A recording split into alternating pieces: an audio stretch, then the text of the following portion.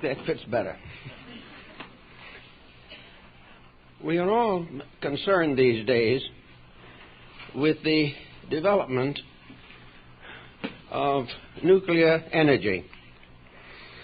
We have learned already that it can do a number of nice things, and also a very great number of desperately dangerous things.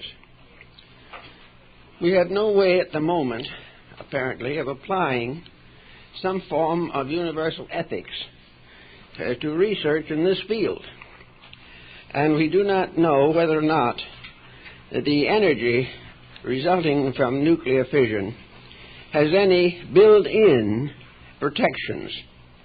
Probably the major built-in protection was that it did very little damage to us until we discovered how to release this energy by a more or less equal division of a heavy atom. From that time on, we have been in trouble. The energy released has been inconceivable. And the thing that more or less amazes us without very much comfort or consolation is that this energy is everywhere in space. The so-called matter that we have been accustomed to think of as more or less a dead substance is actually completely alive, far more alive than perhaps the more visible indications of vitality that we are familiar with. We suddenly live in a world, universe, cosmos of energy. And working with this presents a great many challenges. And this morning I thought we might try to just kind of ramble along and consider some of the elements and factors involved by means of common examples.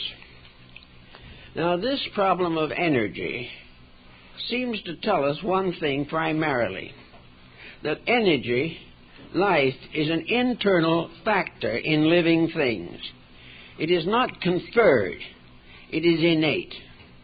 It is part of the structure of these things themselves, and all living forms live off of their own internal energies.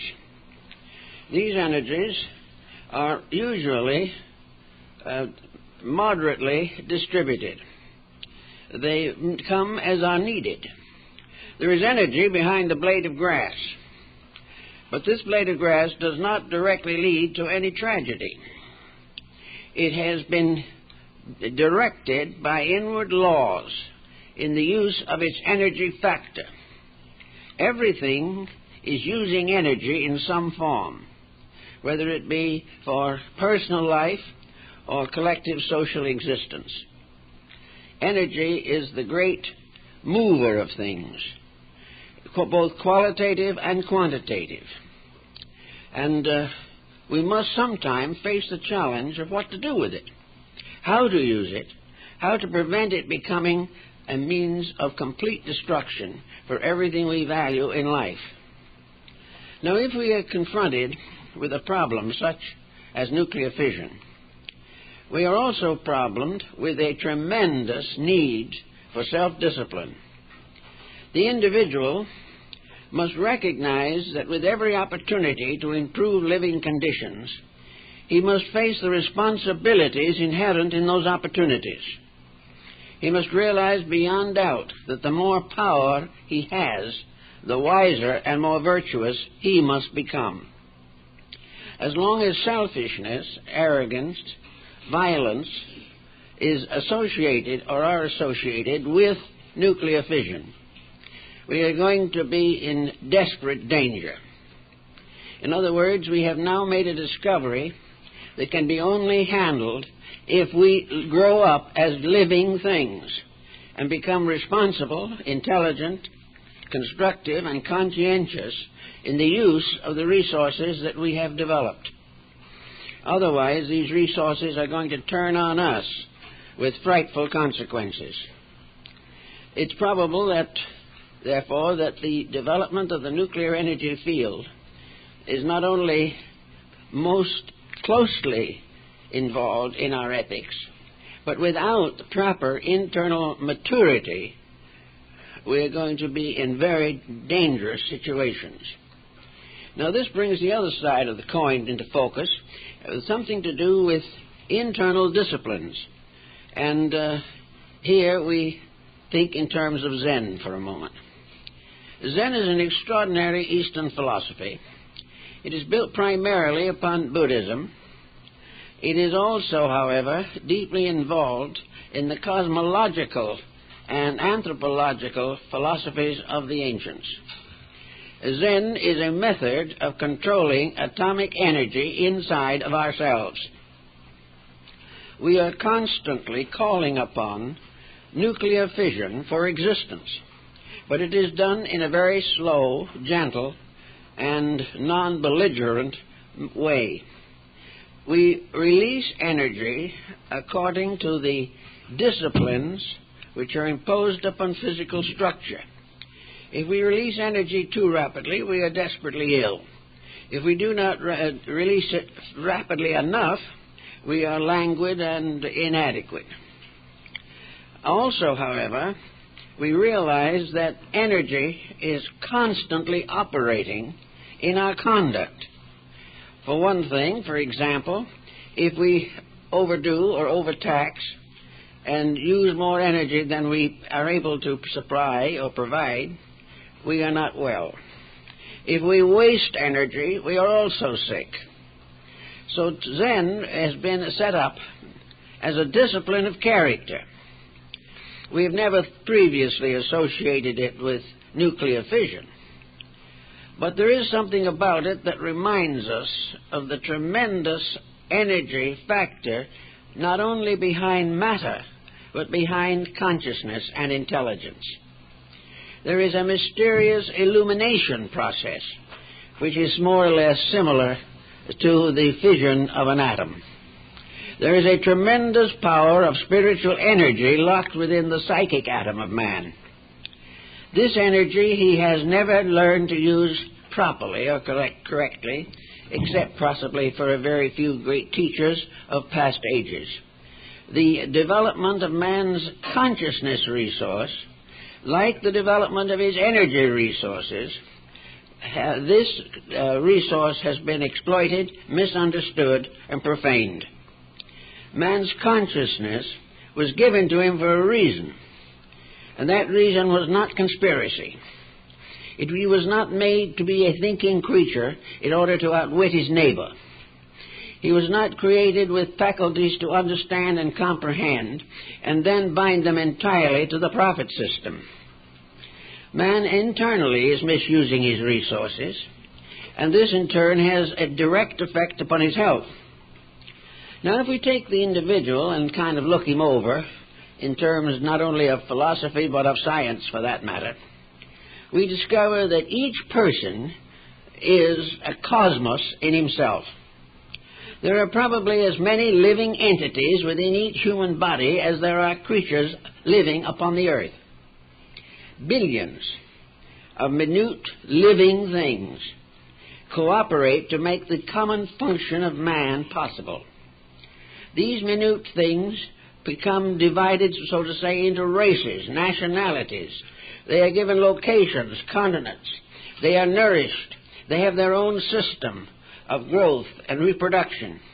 They are also able to cooperate in some strange, or probably psychic way with all of the needs and problems of the body in which they are involved.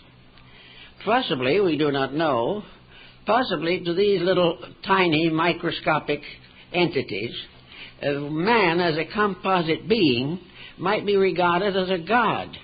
Maybe he is the great over-being that is expected to control wisely and lovingly this vast habitation of creatures which he calls his body. Here he has a tremendous responsibility because he is capable in almost any phase of his existence of forgetting his duties and allowing his body to suffer as a result. If this deity, which we call human spirit, is a just and proper overlord, it will protect the body. But if it is subject to evil habits, if it becomes involved in narcotics or alcoholism, the body as a whole is under a tyranny a tyranny, a despotism, an anarchy of the ambitions of a person paid for by the destruction of millions of lives which have been given to him to assist in the functions of correct conduct. Now, Zen approaches this matter on a very severe, but perhaps a very reasonable way. In the first place, it begins by pointing out that all excess endangers integrity. Now, this excess can endanger mental integrity, emotional or physical integrity. Wherever the individual loses control of his own conduct, wherever he breaks or whenever he breaks the natural rules and laws of health, he is a traitor to the vast empire within himself. And this empire has ways of revenging itself. And this usually takes the form of physical debility, disease, and perhaps premature death. So the individual has a responsibility to use the energies which are provided to him from the infinite number of small energy units within his own body. If some of these units run away, we have types of disease which can prove to be fatal.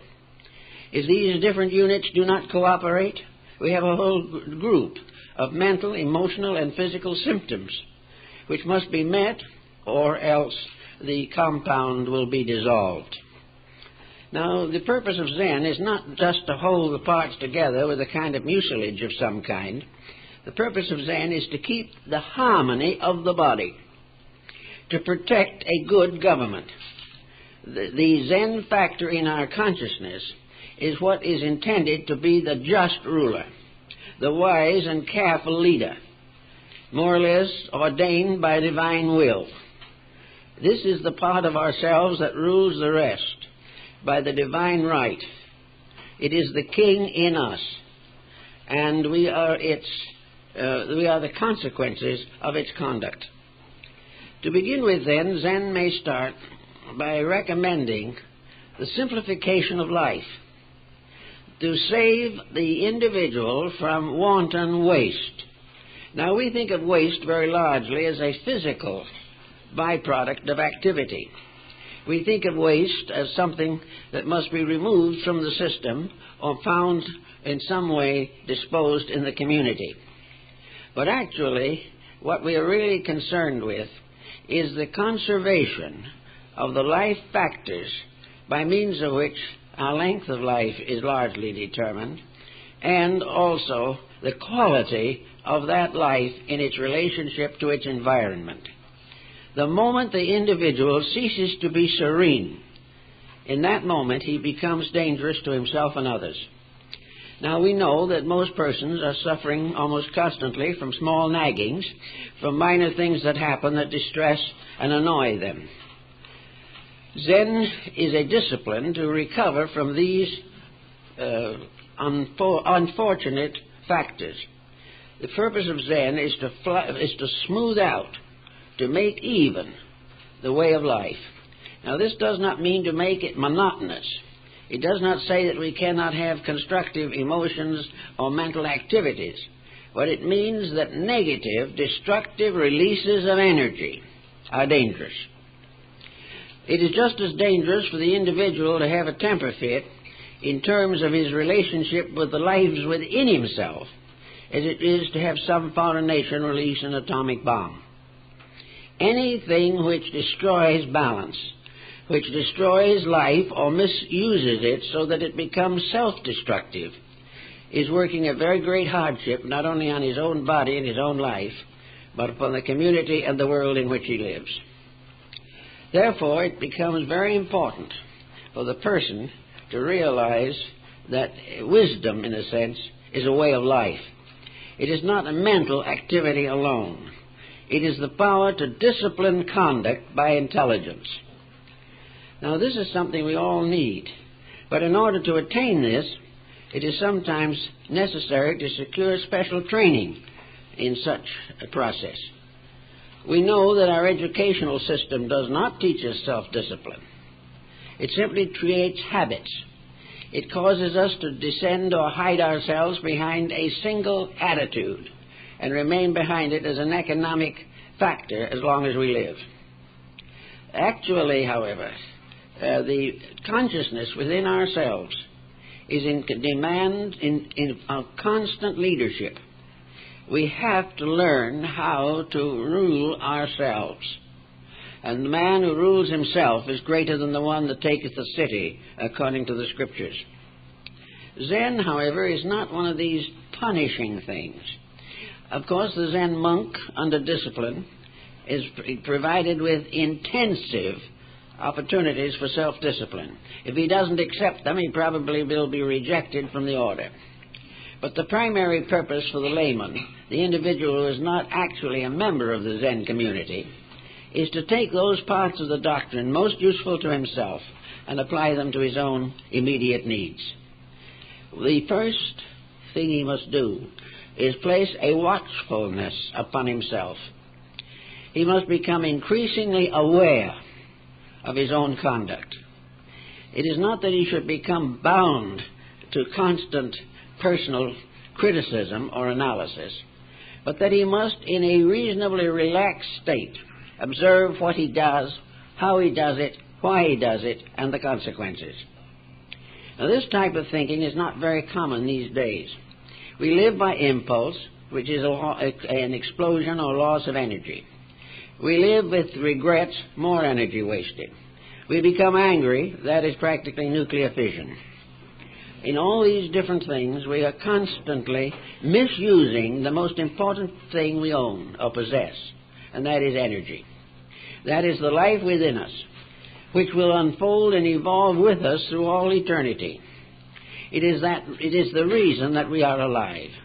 We are a mysterious center of energy surrounded by manifestations of itself. These manifestations go into every function of our structure and body. These manifestations include bones, nerves, muscles, glands, and all the different divisions of our physical structure. This energy division also includes our thoughts, our feelings, our beliefs, our doctrines, our hopes, our fears, our worries, our agitations, our happiness, and our misery. All of these represent expenditures of energy. And we are told now, and probably it is true, that the world at this time is short in energy. This shortness of energy, the supply is not adequate. This shortness of energy is present in each of us. People are not as happy as they used to be. They are not as reliant. They are not as thoughtful. They are not as dedicated to principles. The average person today is wandering around, mostly wasting energy. One of the fine ways of wasting it today is to devote it to television programs. If you watch those long enough, you can suffer from complete exhaustion. And don't forget the energy necessary to produce those programs. Calling upon resources in short supply, we use what there is wastefully. We make no effort to try to find a legitimate value in what we do. Most of our time, we are perhaps wasting energy by being sorry for ourselves. Another type of waste is to constantly worry about the world. We do all kinds of things in which we use up energy, fully aware of the fact that the use is going to be non-productive. We can get annoyed at anyone we wish to be annoyed with, but in the end, we have simply wasted more energy. Revenge is a total loss. Anxiety, not much better. All of these different ways in which we waste or use or expend energy have a tremendous effect upon ourselves. In the human being, almost all energy waste is also involved in destruction of tissue and fabric. Wasted energy is depleting the resources of the body to recuperate from disease or to continue the process of growth and repair necessary to its survival. The moment we waste energy, we endanger the one commodity upon which we depend for everything. Therefore, in Zen, we are taught, as best as we can be taught, to conserve energy, to prevent ourselves from any willful waste. to prevent ourselves from any extraordinary attitude which is going to bring a negative reaction. The moment we overuse energy, we get a reaction. We find a deficit taking the place of the exhaustion. We find ourselves more tired, less able to carry on the constructive works of life, less patient, and gradually less functional in our daily habits. Therefore, every waste is resulting in a deprivation. We are some way being penalized for the misuse of the powers at our disposal. Zen now comes into the matter as a philosophy of life. It is based upon a series of attitudes.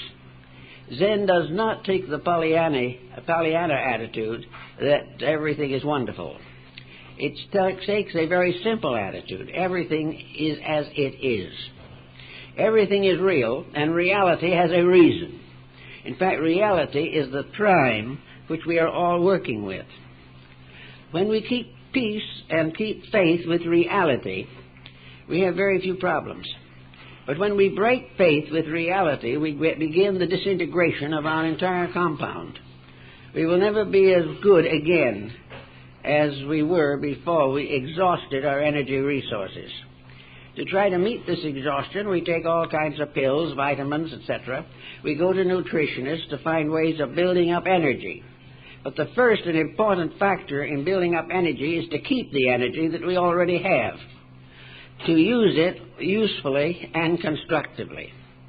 If we are very deeply involved in a worthy cause, and we find that we are not able to carry on as well as we used to, there might be a cause for energy supply in terms of nutrition, in terms of better habits of living.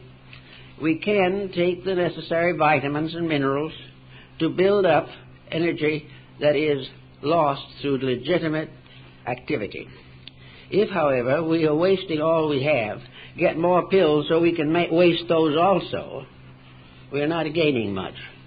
We will never really gain until nature and nature's ways are honored, are given precedence over every attitude of our own life. In religion, we get letters quite frequently from people who are confused or disturbed by religious associations of one kind or another.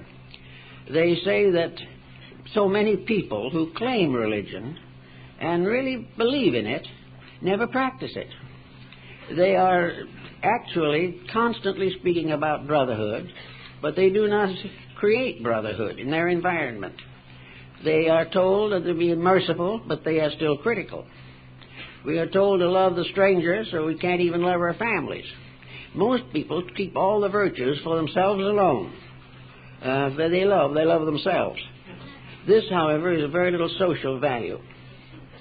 It's much better, therefore, to realize the importance of a doctrine that is not valuable because of its name or because of any of the exercises associated with it. The value lies in the individual taking the disciplines necessary to reform his own nature and qualify himself for a better level of energy and a better destiny in this world and the worlds to come. So as we watch this tremendous demand on energy, more electricity than ever before, and we find all the natural resources of society gradually diminishing, we have a very sad thought somewhere in the back of our minds. What is going to happen when the coal is all gone? What is going to happen when we run out of petroleum? What are we going to do when the various resources of energy which we now have are not only overtaxed beyond the possibility of meeting the demands, or that even the amounts that we have now will gradually fade away? How are we going to get along, for instance, when we have no way of maintaining this intricate culture that we have built upon a tremendous internetwork of energies? Well, some of the scientific people are hoping that by that time we will be able to tune in on nuclear energy, that the only source left to us is the source of universal life itself. Here, however, we have as yet come a very short distance. but we've already learned that we are now fooling with something that is extremely dangerous. We want the energy. We are dying to keep up all of these things that we have. But if we keep them up the way we're going now, we're going to die from the consequence of keeping them up. We are going to be in a very desperate situation because we are not going to be able to handle a higher degree of energy unless we raise our own level of integrities. We are no longer dealing with materials that we can buy and sell. We are dealing with a universal power that extends beyond space and time, that runs and works according to laws inherent in itself, and there will never be a way in which the human being can alter those laws. He must gradually learn to abide by them and reconcile his own conduct to the requirements of infinite energy. This is going to be quite a little job for him. So we must begin to prepare for it. There is a tendency now for fear to come in and make us a little more cautious. We are discovering a little more every day the danger of our own mistakes. We are realizing that we cannot go on being foolish, even vicious, without ultimately getting into difficulties. Somewhere in the ancient background of things, commandments were given to us by sages or saints, or some believe by the finger of God upon the crest of Sinai. We were given ways of life, commandments. We were given lessons, morals, fables, parables, to help us to find out what the divine plan for man really means. Now, many may say that there is no proof that these are divine revelations. Now, maybe there is not any actual proof, but there is another kind of proof, and that is the disaster that occurs when we break them. It is not necessary for us to find out who made them. The only thing that is necessary to find out is how we can keep them, and by so doing, to protect ourselves over the long range of the future. It might be interesting to realize that the possible source of energy that we have neglected is the energy resource within ourselves. There is probably enough energy in each human being, if improperly used, to blow the planet out of its orbit. But there is also enough energy in the human being to make it possible for him to gradually and methodically take over the complete direction of his own existence. He can meet all the needs that can arise, because these needs are satisfied by resources within himself. And when these emergencies arise, which he must face, the resources come forth to meet them. But the resources can't do anything unless the individual takes a kind of voluntary pledge to keep the rules. We are now greatly burdened by man-made rules, by laws, most of which are inadequate. We are burdened by a complex structure of legislations, of values, of standards, of ethical confusions, which we do not really know what to do about. There is no solution in trying to keep all of these rules without knowing why they're there or what they're about. We can be law-abiding forever and still die young. There's more to it than this. And the thing that is more to it is the realization that all these laws are related to the rules governing our own lives. That we must begin to think in terms of keeping faith with realities. We can no longer live in a kind of fool's paradise. We can no longer say we are each of us entitled to complete independence. We must no longer think in terms of how much liberty we can gain or how much authority we can destroy. The problem is to realize that we must transfer our allegiance from the insubstantial substance of physical policy and restore it to where it belongs, the infinite rule of a divine plan working in nature. If we can keep the rules of the divine plan, the rest will take care of itself. If we break these rules, no amount of legislation can give us survival. We will perish because we break the rules of life.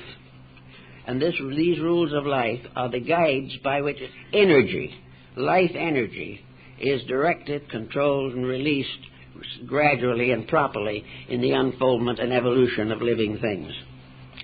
So we can try for the one thing that the Bible has told us, namely to be still and know. This is Zen. Zen is to be still and allow the rules to work, to keep out of the way of our own best good, as we term it today. We must gradually come to the condition and point where we permit natural laws to work their own ways. Now, this does not mean a blind acceptance of hunches or mysterious motions or feelings within ourselves. We need to be disciplined. We need to know what we are doing. But we must prepare ourselves to obey rules that we are now completely ignoring. One way is to help this out would be to get a better educational knowledge of the abilities and liabilities of human life. We should know more about the human being, what he can do and what he can't do. We should understand better the structure of his body and its relation to his consciousness, his mind, his soul, and his spirit. We need to find out what constitutes a true normalcy.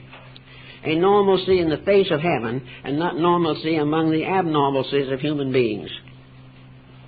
If we can find out the basic pattern of what is best for us, we can then begin to build. Now, many people feel that they have tried to live according to what was best for themselves. But then again, if the level of interpretation was not high enough, if the best was not good enough to provide survival, then the best is not worthy of very much attention. The best must be that which is closest to reality, not that which is closest to self-satisfaction.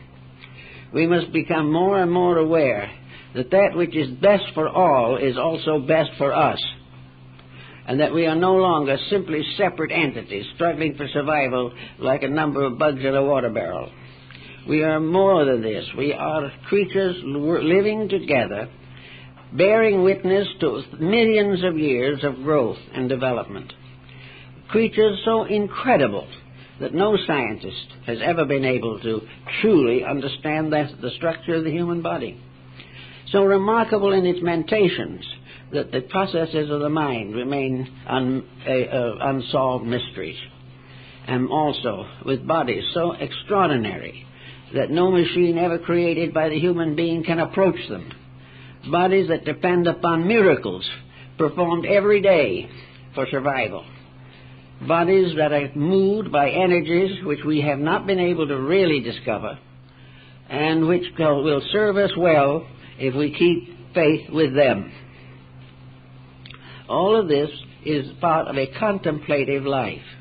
And a contemplative life begins by smoothing out everything that might cause waste, that anything that is lost through excess of attitudes. Therefore, it is not wise for the individual to physically over-exercise because he is using too much energy. Socrates was approached on this problem once, and he said he would never walk or take a walk unless he was going somewhere. The idea of going around the block 50 times never occurred to the old Greek, and yet he was strong enough so that when he was in battle, the enemy separated and went on each side of him. They didn't face him.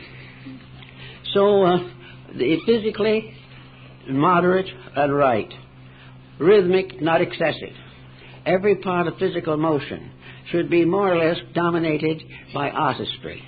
The human body is a magnificent thing, and it is particularly wonderful to the artist who knows how to use it. The body is something that requires a tremendous amount of aesthetic understanding and the most delightful and possible protections of all of the functions and properties of the body. So if the body is not overtaxed, it will in an emergency rise to almost any occasion. A body that has been properly taken care of then becomes a strong help in time of trouble, whereas a body that has been worn out with nuisance values is of very little use to the individual who owns it or anyone else. Then we go into the emotional life of individuals. Emotional energy is more subtle than physical, but it is of the same quality. There is a mysterious nuclear fission of the emotional atom. It is subject, the same as the physical, to a tremendous amount of research to understand its way of function, what it really is, how much it can do, and where its boundaries are. All possible means should be used to make sure that the emotional energy does not come into conflict with the physical. If the emotional comes in, there is a tyranny, because the physical cannot cope with the emotional. That is always at a disadvantage, which is lower, and the physical is lower in its processes than the emotional. So the emotion is a guardian of physical health. And when it ceases to be a guardian and simply uses the body to satisfy or gratify its emotional propensities, it is then a dictator, a militarist, an anarchist, tearing down the union of the parts which make up the human personality. So we take the emotional nature and find that there are two general kinds of emotions, those that enrich and those that impoverish. Everything that is unpleasant, negative, unfair, unreasonable, selfish, self-centered, overambitious, and so forth, all these things are misuses of emotional energy. Whereas love of beauty, kindness, friendship, affection, cooperation, these are emotional virtues. And these virtues protect the physical body because the superior has the power to improve that which is inferior. But the inferior cannot rebel effectively against the superior. So we have in the emotional level what would be called in a meditative discipline the need for the gradual relaxation of stress. Now, you can fight an emotional stress. You can fight it by more emotional stress. You can use all kinds of disciplines to whip it into action, as though it were an animal trainer. But at the same time, none of these things will work effectively because they simply create more energy extravagance. The simple answer is if you just quiet down, you don't need any other remedy.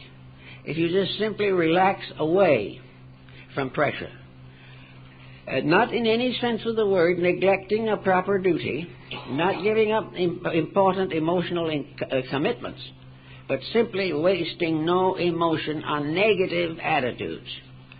All negative attitudes have destructive effect upon the physical body, and the notional attitudes of millions of people have also a tremendously detrimental effect upon the emotional nature of the planet.